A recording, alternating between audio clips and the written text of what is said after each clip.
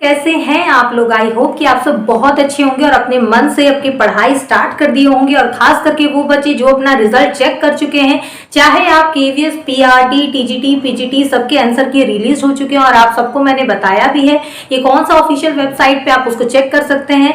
ये उन बच्चों के लिए जिन्होंने अभी तक में अपना रिजल्ट नहीं देखा है, तो आप kvssangathan.nic.in जो कि केवीएस का आपका ऑफिशियल वेबसाइट है, वहां पे जाके आप अपना रिजल्ट देख सकते हैं। ठीक है। एंड जो बच्चे अभी तक कट ऑफ के लिए परेशान थे कि मेरा कितना कट ऑफ है, कितना कट ऑफ हो सकता है, अगर आप अभी भी कंफ्यूजन में हैं तो डिस्क्रिप्शन बॉक्स में हर तरह का वीडियो दिया हुआ है, इंटरव्यू का, परसेंटेज का और आपके कट ऑफ से रिलेटेड, एनालिसिस से रिलेटेड, और खास करके ऐसे बहुत सारे वीडियोज हैं जो आपके इंटरव्यू पॉइंट ऑफ व्यू के लिए बहुत इंपॉर्टेंट है।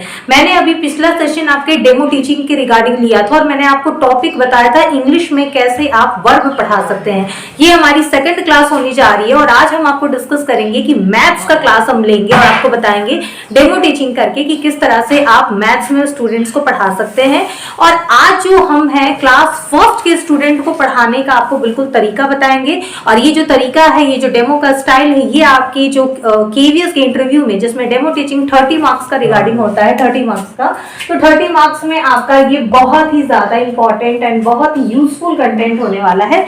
तो वीडियो पे पहली बार आए तो चैनल को सब्सक्राइब करना बिल्कुल भी ना भूलिएगा, क्योंकि आपको पता है कि ये एक ऐसा प्लेटफॉर्म है जहां पे आपको सारी अपडेटेड नॉलेज मिलती है, सारी चीजें मिलती है। तो सबसे पहले चैनल को सब्सक्राइब जरूर कर लीजिएगा। तो चलिए हम बिना टाइम वेस्ट किए अपना जो टॉपिक है वो स्टार्ट करते हैं। और मैं टॉपिक स्टार्ट करने से पहले आप लोगों को ये कहूंगी कि एक नोट पेन, एक कॉपी जरूर रख लीजिए, क्योंकि मैं आपको बीच बीच में बहुत सारी ऐसी चीजें बता देती हूँ जो आपके काम लायक होता है। तो हमेशा किसी चीज को अगर आप नोट डाउन करते चलेंगे तो आपको समझने में आसानी होगी। और एक बात और, ये सारा सेशन पूरा कंप्लीट एक एक चीज ध्यान से देखिएगा। अगर आप बीच में स्किप करके देखेंगे तो लास्ट में आपको पता ही नहीं चलेगा कि ऐसे क्या मेन की फैक्टर था जो आपके इंटरव्यू के लिए एक खास पॉइंट बन जाएगा। और जैसा कि आपने थंबनेल में भी देखा है कि मैंने लिखा है कि एक सीट आपकी पक्की हो जाएगी, लेकिन एक सीट पक्की तभी होगी जब किसी चीज को आप गौर से देखेंगे, गौर से पढ़ेंगे। अगर आप पढ़ेंगे नहीं, मन से सीखेंगे नहीं और वीडियो स्किप कर करके देखेंगे तो फिर हम आपको सिखा कैसे पाएंगे। तो किसी चीज को समझने के लिए ध्यान जरूरी है। ठीक है, चलिए तो हम स्टार्ट करने वाले हैं, बताने वाले हैं कि आपको आज की पीआरटी का आप किस तरह से डेमो टीचिंग देंगे, स्पेशली अगर आप मैथ सब्जेक्ट पढ़ा रहे हैं। मैंने पिछली बार भी आपको बताया था कि सबसे पहले आपको ब्लैक बोर्ड पे स्ट्रेट लाइन में लिखना है। ठीक है, ये सारी चीजें मैं बता चुकी हूँ, लेकिन जो न्यू कमर है उनके लिए बता रही हूँ कि कभी भी आप लिखिए सीधा लिखिए। वैसे मेरा भी थोड़ा सा टेढ़ा हो जा रहा है, लेकिन जो टीचर की मेन जो क्वालिटीज होती है ना, कि ब्लैक बोर्ड जब आपको मिले तो आपको सबसे पहले सीधा ही लिखना है। दूसरी चीज आपको मैंने बताई थी कि कर्सिव हैंड राइटिंग आपकी होनी चाहिए। ठीक है, कर्सिव हैंड राइटिंग पे थोड़ा फोकस करिए, क्योंकि आपके स्टूडेंट्स को, ये बच्चों को ही शुरू से कहा जाता है कि आप कर्सिव में लिखिए और वो टीचर्स की ही बातों को फॉलो करेंगे। ये सारी चीजें मैं आपको बता चुकी हूँ, इसलिए मैं दोबारा इसलिए रिपीट नहीं कर रही हूँ कि अगर नहीं देखे तो डिस्क्रिप्शन बॉक्स में वीडियो का लिंक है पिछला, उसमें मैंने सारे की फैक्टर्स बताए, एक बार जरूर जाके देख लीजिएगा किस किस तरह से करना है और क्या मेन फैक्टर्स हैं। ठीक है, उसके बाद से देखिए आपके लेफ्ट हैंड साइड में पहले हम डेट मेंशन करते हैं, फिर सब्जेक्ट लिखते हैं। सब्जेक्ट में अगर आप मैथ्स पढ़ा रहे हैं मैथ्स लिखेंगे, इंग्लिश हिंदी जो पढ़ा रहे हैं वो आपको लिखना कंपलसरी है, क्योंकि ये सब चीजें नोट की जाती है। दूसरी बात आता है पीरियड। ठीक है, अब इसमें पीरियड में एक खास बात मैं आपको बताने वाली हूँ कि मैथ्स का जब कभी भी कंडीशन आए तो एक खास क्वेश्चन पूछा जाता है, आप लोगों से अक्सर पूछ लिया जाता है। और जो चीज मैं बता रही हूँ, मैं बताऊं आपको कि YouTube पे कोई नहीं बताएगा, क्योंकि ये चीजें अक्सर मतलब लोगों को लगता है कि इंपॉर्टेंट नहीं है, लेकिन ये केवीएस का भी एक क्वेश्चन है। आपने पढ़ा भी होगा, टाइम टेबल एक टॉपिक था आपका सीडीपी में, जिसमें ये पूछा जाता है कि बताइए कि मैथ्स कौन से पीरियड में अलॉट किया जाता है। मैथ्स का पीरियड अगर हो बच्चों में तो कौन सा पीरियड सबसे बेस्ट पीरियड होगा। आप अपने जो भी बात हो कमेंट में एक बार जरूर लिखिएगा, मैं बता देती हूँ फिर भी आंसर। लेकिन अगर किसी को ऐसा डाउट लगे या मैं जो भी पढ़ा रही हूँ उसमें कुछ भी थोड़ा संदेह हो तो प्लीज आपका वेलकम है, आप कमेंट सेक्शन में अपनी बात कहिए और आपका मैं क्वेश्चन जरूर लेती हूँ अगर आपका क्वेश्चन जेन्युइन हो तो। और वीडियो अच्छा लगे तो भी आप अपनी बात जरूर करना और लाइक कर देना। ठीक है, ताकि जिससे मैं और अच्छी वीडियोस आपके लिए ला सकूं।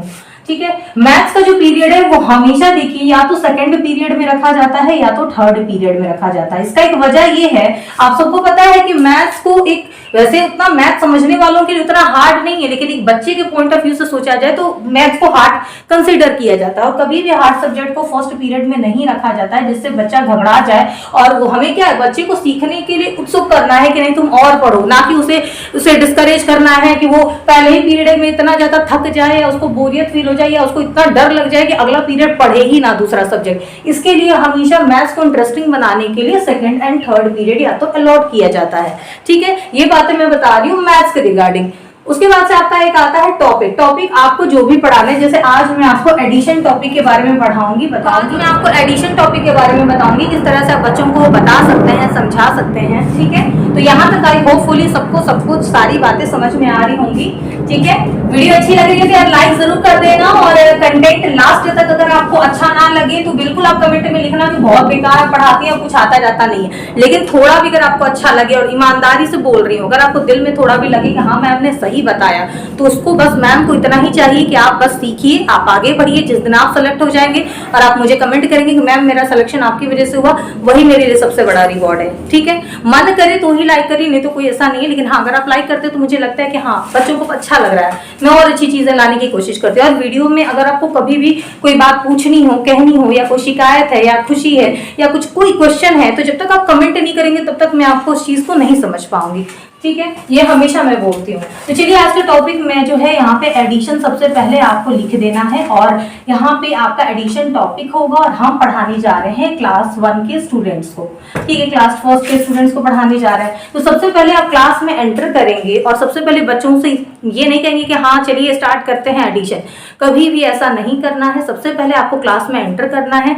बच्चे की आपकी क्लास है फर्स्ट क्लास की, आप सोच सकते हैं फर्स्ट क्लास कितनी छोटी क्लास होती है। आप उसमें सबसे पहले उनका हाल चाल पूछेंगे, बच्चों आप लोग कैसे हो, क्या कर रहे हो, आप लोगों ने क्या क्या खाया है, आज घर पे मम्मा ने क्या क्या बनाया। एक बच्चा बोलेगा मैम आज मम्मा ने मुझे ब्रेकफास्ट में मैगी दिया था। अच्छा मैगी, अच्छा बहुत बढ़िया। दूसरा बच्चा बोलेगा आज तो मम्मा ने मेरे आलू के पराठे दिए। अच्छा आलू के पराठे, 5 मिनट थोड़ा सा टाइम दीजिए इन चीजों में, क्योंकि ये जरूरी है। अगर आप 5 मिनट भी इन चीजों में थोड़ा सा गेट टुगेदर नहीं करेंगे तो बच्चे आपके साथ कनेक्ट नहीं हो पाएंगे। और सबसे पहला चीज हमें क्लास में क्या करना होता है कि बच्चों में इंटरेस्ट पैदा करना है किसी भी चीज के लिए, और उन्हें हमें खुद से कनेक्ट करना है, जो कि आपका एनईपी में भी बोला जाता है, नेशनल एजुकेशन पॉलिसी में क्या बोला जाता है। यही तो चीज है कि हमें बच्चों के ज्ञान को उनके जीवन के साथ जोड़ना है। कुछ याद आ रहा होगा, आपने ईवीएस में भी पढ़ा होगा कि बच्चों के ज्ञान को उनके जीवन के साथ जोड़ना है, कनेक्ट करना है।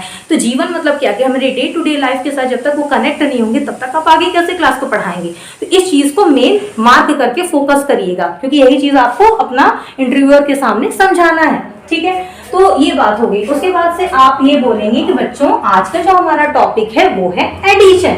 एडिशन का मतलब क्या होता है, बच्चे पूछेंगे मैम नहीं पता। फिर बोलिए बच्चों एडिशन का मतलब होता है जोड़ या जोड़ना। किसी भी चीज को जब आप जोड़ते हैं उसे हम कहते हैं एडिशन। बच्चे कंफ्यूज हो गए, एडिशन ये क्या होता है।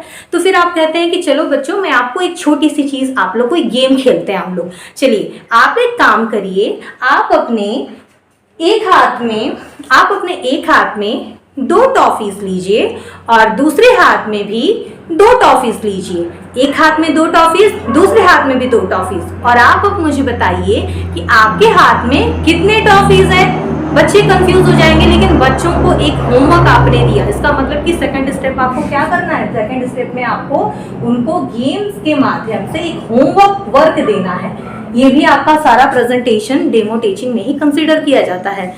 हमने कहा ना कि हमें जो कुछ भी करना है वो खेल खेल में सिखाना है। ठीक है, तो आपने उनको होमवर्क दिया। फिर जब बच्चे थोड़े कंफ्यूज हो तो आप इस चीज को थोड़ा सा पिक्टोग्राफ की तरह यहाँ पे ब्लैक बोर्ड पे बताइए कि बच्चों देखिए आपके एक हाथ में एक टॉफी है। मैं टॉफी ठीक से बना नहीं पा रही हूँ तो आप लोग हंसना नहीं, ठीक है।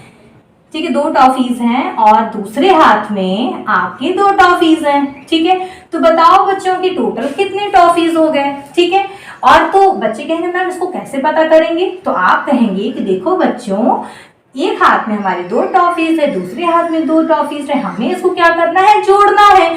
जोड़ने के लिए जो हम यहाँ पे लगाते हैं सिंबल वो होता है प्लस। प्लस का मतलब होता है जोड़ना।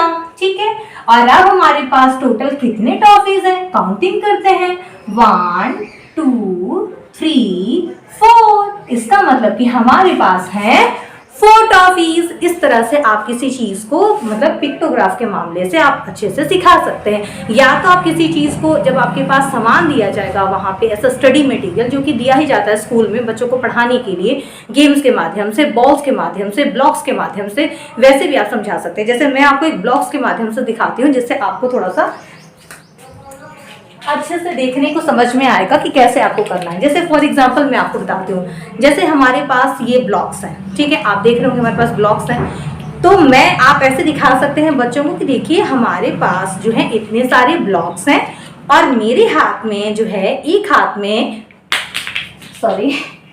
मेरे एक हाथ में 3 ब्लॉक्स हैं और दूसरे हाथ में 2 ब्लॉक्स हैं। तो बच्चों बताइए हमारे हाथ में कितने ब्लॉक्स हैं। तो इस तरह से आप उनको एक्टिविटी के माध्यम से बता सकते हो और लास्ट में आप काउंटिंग से स्टार्ट करेंगे कि देखिए अब हमें इसको जोड़ना है। तो काउंटिंग करते हैं 1 2 3 4 5, मतलब कि हमारे पास टोटल कितने ब्लॉक्स हो गए 5। इस तरह से आपको किसी चीज को बच्चों के सामने समझाना है, ठीक है। तो ये जो टोटल चीज आप देख रहे हैं कि एक एक जो मतलब मेथड है आपका, ये सारा किस में आता है, एडिशन में आता है। और इस तरह से आप खेल खेल में किसी भी सिंपल टॉपिक को आप बच्चों के दिमाग में फिट कर देंगे और जो बच्चे होंगे वो भी इस चीज़ को बहुत ही अच्छे तरीके से समझेंगे और उनको ये अच्छे से समझ में आ जाएगा कि ऐड का मतलब क्या होता है, जोड़ना। तो होपफुली ये वीडियो आप लोग को थोड़ा सा पसंद आया होगा और ये आपके लिए एक बहुत इंपॉर्टेंट वीडियो था, स्पेशली अगर आप मैथ्स का टॉपिक उठाते हैं और क्लास फर्स्ट का टॉपिक उठाते हैं। तो अगर आप इतना भी एग्जामिनर के सामने, क्योंकि देखिए वहाँ आपको बहुत ज़्यादा टाइम नहीं दिया जाएगा समझाने के लिए, लेकिन मेन बात वो लोग जो नोटिस करते हैं सबसे पहले आपका खड़ा होने का तरीका, आपके लिखने का तरीका, आपके बोलने का तरीका, आप 5 मिनट में कितना अच्छा एक्सप्लेन कर सकते हैं, बच्चे के दिमाग में कैसे फिट कर सकते हैं, ये चीज़ नोटिस की जाती है। तो ये जो वीडियो था टोटली आपके बेसिस पर था। अगर अगले वीडियो में मैं आपको और भी डेमो टीचिंग की वीडियोस लाऊंगी और वो सारे कंटेंट जो कि आपके केवीएस के इंटरव्यू के लिए आपके लिए इंपॉर्टेंट होगा वो भी आपको बहुत ही जल्द मिलता है, ठीक है। तो मिलते हैं अपने अगली वीडियो में एक नए जोश, एक नए कंटेंट के साथ में। अपनी तैयारी पूरी करते रहिए और अगर मन में कोई कन्फ्यूजन हो तो भी हमें ज़रूर कमेंट सेक्शन में बताइए, ठीक है।